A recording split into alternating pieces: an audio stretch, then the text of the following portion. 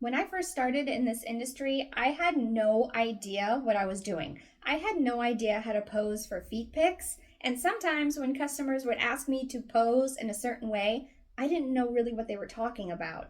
So in this video, I'm going to go over the very basic poses that you need to learn in order to be successful in this business. So because I am not doing full body poses, it is just the basic foot poses, you should definitely take these and make them your own. Put them in different situations, put them in different places, prop your feet up, do whatever you want. It's just the very basic foot poses. And make sure you stick around to the end because I've got 3 tips that will help elevate your feet pics. So we'll start off with the basic pose of relaxed soles. As the name suggests, your soles are just sitting there. You're not doing anything with your feet. The next pose you're going to get asked for is scrunched soles. Now this can sometimes be confused with pointed soles, so I'll show you the difference. Scrunched soles, you are just pulling your toes down. Pointed toes, which is the third pose, is you're pushing your toes forward, so like the ballerina. This is scrunched, and sometimes I like to push my feet down into the floor to get extra wrinkles on those soles because that's what they really like to see with the scrunched soles. And then the pointed toes, it's more about the toes and the arches, depending on how you're posing your body. The pointed toe pose is very popular when your feet are up in the air next to your face.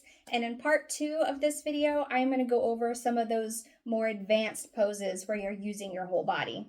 The next pose that is actually one of my most popular requests is the toe spread. You just spread out those toes. And when I first started, I was actually self-conscious about my toe spread because I thought my pinky toes went out way too far. But I have since learned that that is a good thing. So spread those toes as far as they can go. And I actually have a little tip to add more wrinkles onto your soles with this pose. I pull my toes back for a basic toe spread, but if I want more wrinkles, I lean those toes a little bit forward while they are spread, and it creates more wrinkles on the soles. And the next pose that goes along with these spread toes usually is the thumbs up pose. That is just putting your big toe up in the air. This pose actually looks really good when you are doing crossed soles, which I'll show you in a minute. The next pose that I want to show you is the toe flex. That is pulling your toes forward. Now some fans like your toes to be leaned forward and flexed back, or have your feet flexed all the way back and your toes stretched out, kind of like you can see the soles without them being super wrinkled. And this also is a great pose for the crossed soles, which I'll show you in a minute. The last basic foot pose that I'm going to show you is the 4th hole. That is putting your feet together as much as possible. They also call this the foot kitty, if you know what I mean. And this is actually hard for me. Some people can get their feet completely flat together. I guess you'd have to have your legs more out like that in order to get that pose. But that is the 4th hole, the wrinkled 4th hole, the foot kitty, you know what I mean? That's what they call this one. As I mentioned earlier, the cross soles is great for certain poses, like the flex. As you can see with the flex when they're crossed, you can see the arches way better this way. Even the spread you can see better this way. And that thumbs up looks really great from the cross soles position. And the way you angle your feet really shows off the arches differently. So just play with it and take a bunch of pictures this way and someone's going to enjoy it, I guarantee you.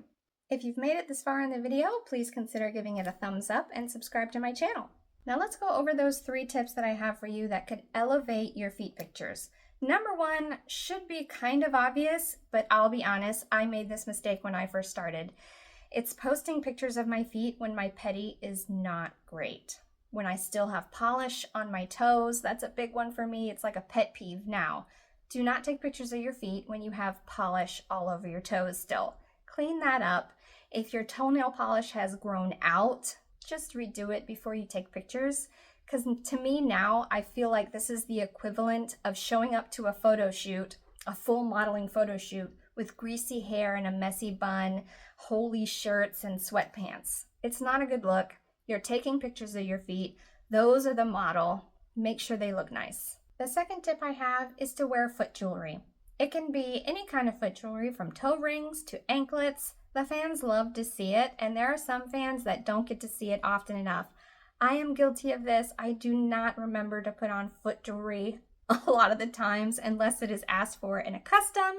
So this is just your tip to remember to put it on sometimes. Now this last tip, take with a grain of salt because it won't work for every foot.